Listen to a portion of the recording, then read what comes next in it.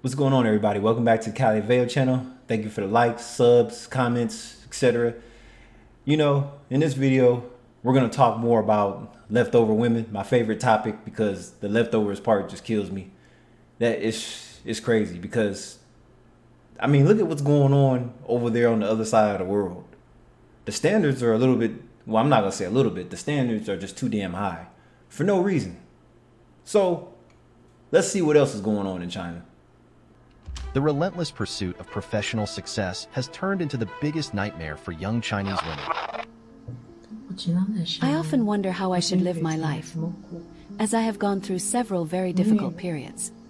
Some of these low periods were caused by economic and professional issues, and some by romantic disappointment. I started working very early at 16, and now at 28. 16 is a good age to start working. Mind you, in the United States of America, that's usually when most people had their first job. Most people get their first job right before they even graduate high school, which is 17, 18.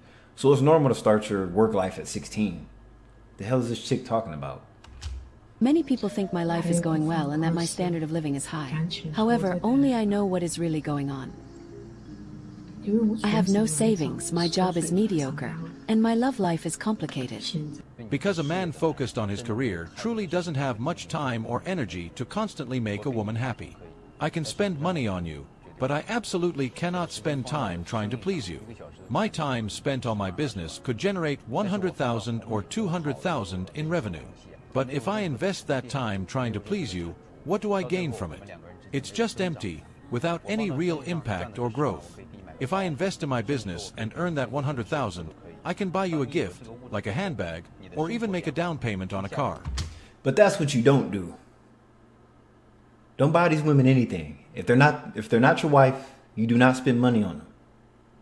Well, what am I talking about? I'm not talking about spending money on dates. I'm talking about material things, buying them bags and stuff. It's not your wife. You're not required to do none of that stuff. Paying for dates, I understand. But then you have these guys that think that women are free and you can just get everything for free if you have game. But see, the problem is if you're using game on women, that game shit only works on broken women. Women with side traumas and shit. Single mothers and shit. That's the only women that you're gonna get with game. But with the high successful person with deep pockets, they're pretty much the cream of the crop in the market, right? Or at least that's what these women are trying to choose. But see, the problem is society thinks that it's a man's job to keep a woman happy, and it's not. With these material things, your life improves, and next time you can drive me around in the car or show off the bag I bought you. That has real, tangible benefits. I believe in a relationship, it's essential to ask yourself, what can I offer you? And also, what can you offer me? Understand that relationships are transactional. Shout out to Coach Greg Adams. He talks about this all the time. Sex and relationships are transactional. There's no one gets it all. Not unless the man is a simp and he provides everything and he still gets no sex. That's going on too. We should have some kind of mutual growth.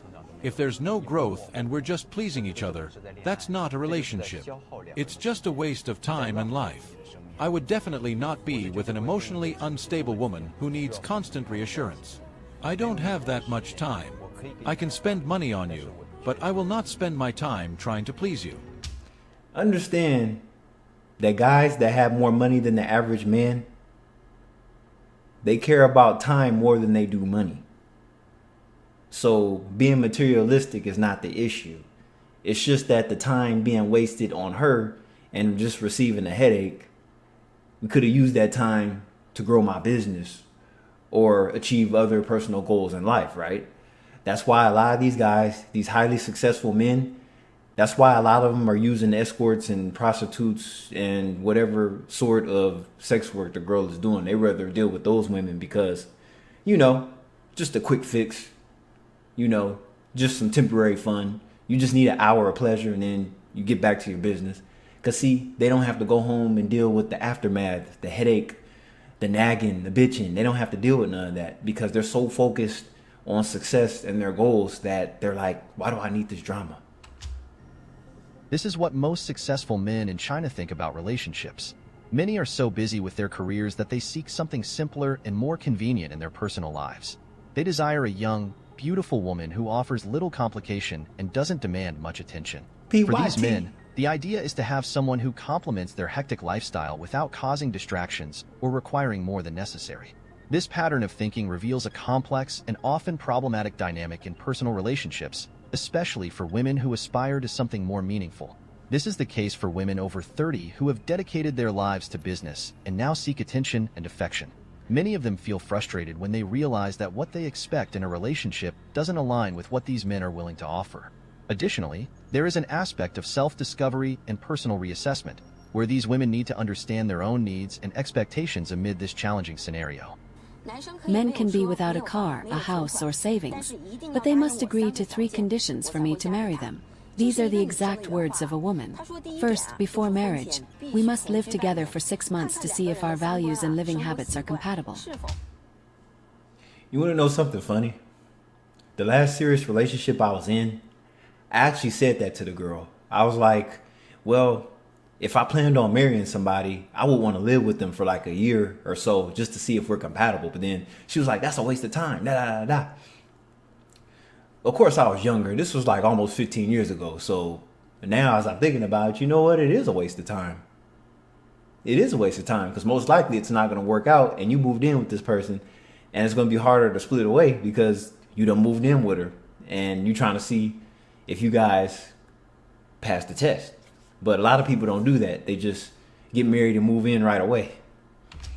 Second, after marriage, the woman must continue working. She will not be a full-time housewife, and even after having children, she will not give up her career. Third, household chores must be divided equally, with both contributing to the family. Do you think these 3 requirements are reasonable? Now that I agree. The house chores should be split up. That's the only 50-50 that's really going to work is the housework, not the bills. Because relationships are never 50-50, even if you plan it out right. Because the relationship is transactional. If the man's paying all the bills, and a lot of these modern women, they're not going to do chores. They're going to sit around on the phone half of the time, half of the day goes by. And a lot of guys, they just can't afford to have a housewife because you have to be balling. You got to be making at least $500,000 a year to have a housewife.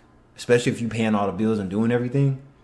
Because it takes 2 to tango now. Everything is so expensive. So if you only make, as a man, if you only make $60,000 a year, how the hell you going to have a housewife with kids? No.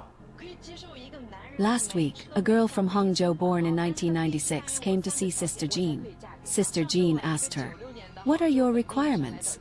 Why do you seem so determined?" She replied, "First, if you want to marry me, we must live together for at least 6 months before the wedding." I like that. I do like that. I'm not going to lie. I'm not going to lie because, see, a lot of times over here in the States, there's a lot of weirdos that have been in off and on relationships with the same person for like 5 to 10 years.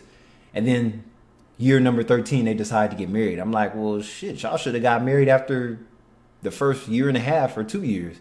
Because a lot of times people end up wasting their time because they still want to play the field and see if they can find somebody better than what they currently have. And a lot of times they won't. I mean, they might be able to bang a better female, a female that looks better than the current female that they with, but then they don't have it all.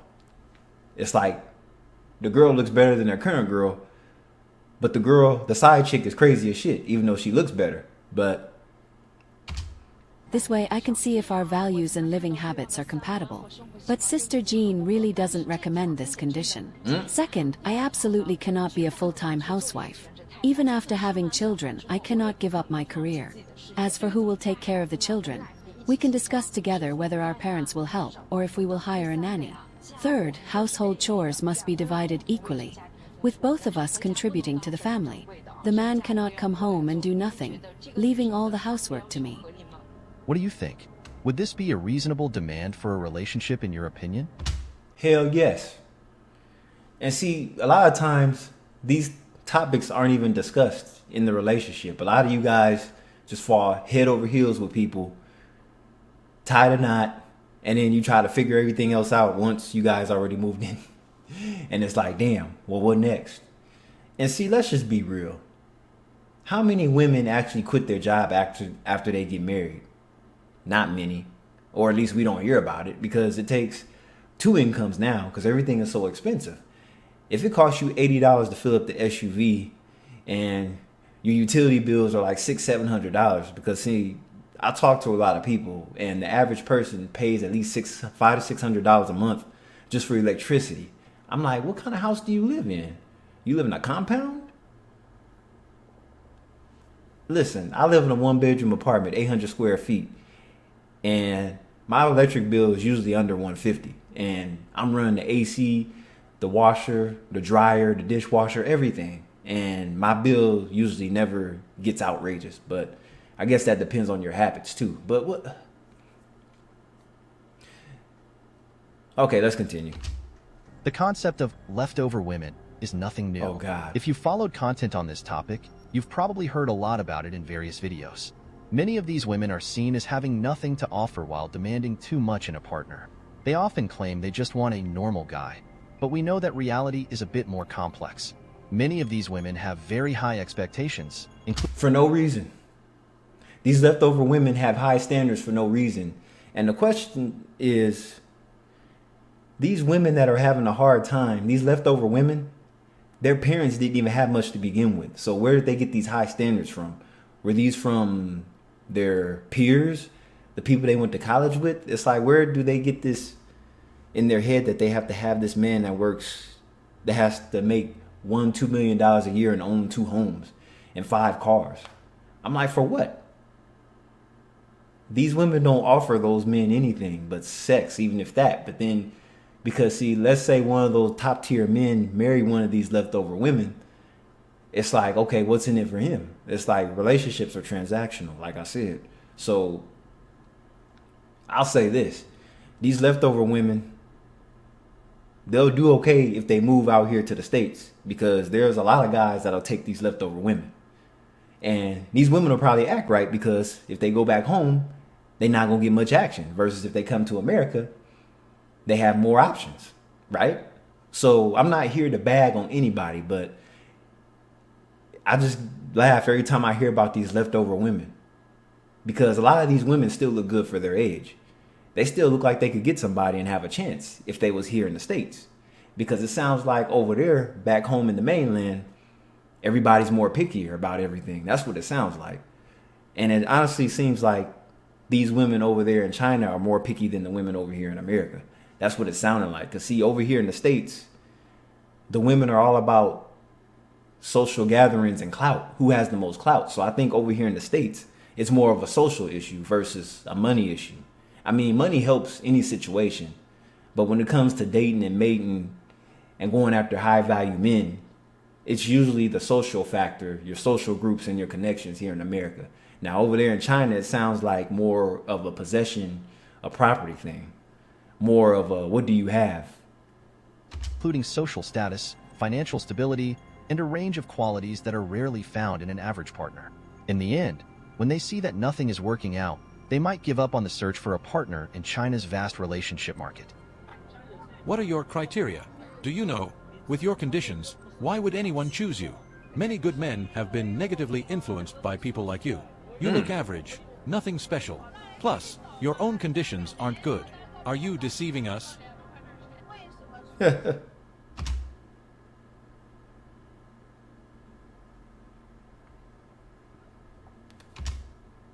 Manana. Manana. Manana. Why is the ratio of singles in Chongqing 1 man to 9 women? In Whoa. this situation, everyone knows that most women are looking for partners. It's because of these older single women. They consider men's top criteria as the minimum requirements for choosing a partner. Look at this dating corner, so many women. If you take a look, you'll see they demand men to have a car, a house, a dowry, an annual income of 300,000, and a Now that's 300,000 won, not American dollars. But see, here's the thing. In America, it used to be like that too.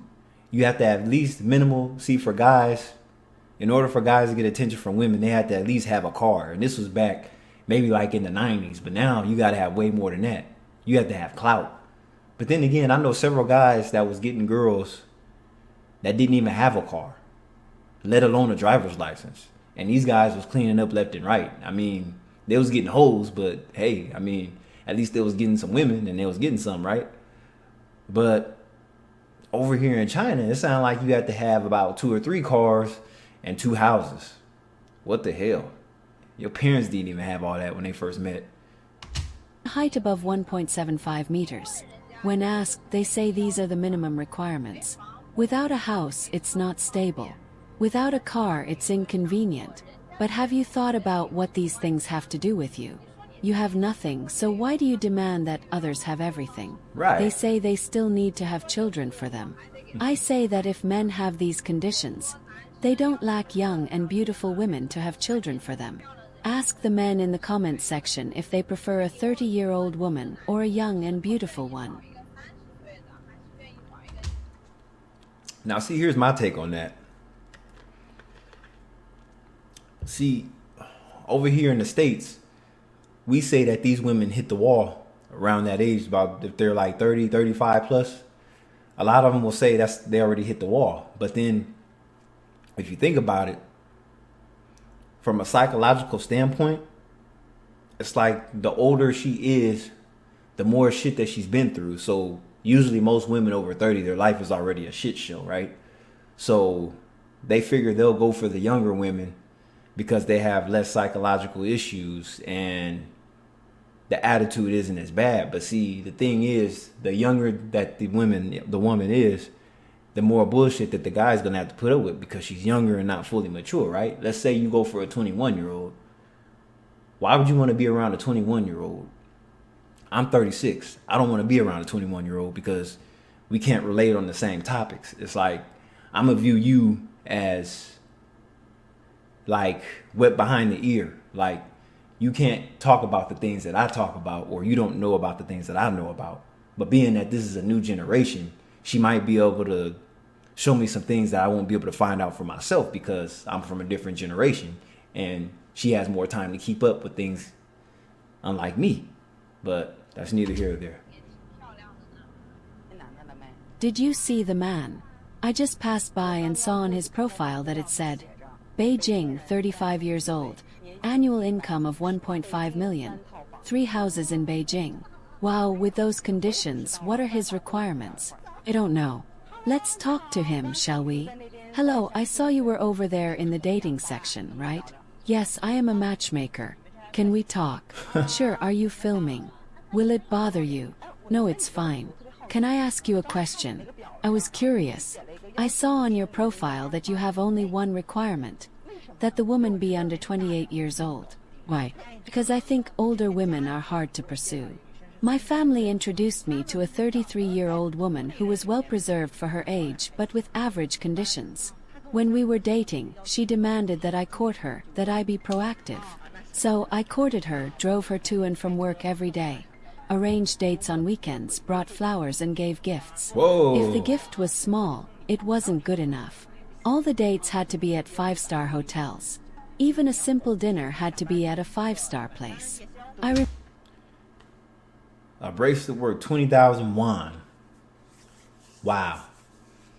It seems like they're pickier over there in China, like I said earlier in this video. I'm like, it sounds worse over there.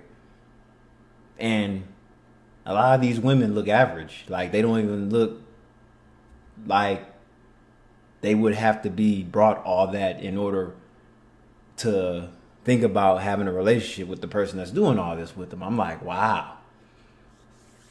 That's crazy. Because see, the average person can't even afford a 1-bedroom apartment over here back in the States. So there's a housing problem over there in China too. There's a lack of affordability. And yet you have all these women with these high standards for no reason. It's like, okay. And then if the woman is 35 plus and she's still looking for somebody, it's like, okay, how many times do you need to be courted in order to continue a relationship? It's just not worth it, right? Remember giving her a bracelet worth 20,000 yuan. chosen by my mother, and she thought I was stingy. She said that in Beijing, people with good conditions earn an average of 100,000 yuan per month, which is an exaggeration. Look, an ordinary man. See that woman, pretty, isn't she? Yes, pretty, but the man rejected her. Hard to believe. That man is the type women prefer in the dating market. Born in 1988, from Shanghai, has a house and a fixed income of 300,000 per year. And the woman is beautiful. Yes, but he said that even though her appearance is his type, he is looking for a wife and wouldn't accept a woman who works in nightclubs. Isn't that job discrimination? I thought so too, but after hearing what he said, it made sense. In his job, he is surrounded by rich people who spend money without thinking, drive luxury cars, and are used to making easy money. It's hard to adjust the mindset to a normal life. Of course, you can't generalize, but he said something I agree with. As a guy from an ordinary family, he doesn't need to endure so much. In that kind of job, you never know how many men she has met, how many she has been intimate with, or how many contacts she makes every day. In her work environment, the conversations are about who took whom home and what they did last night.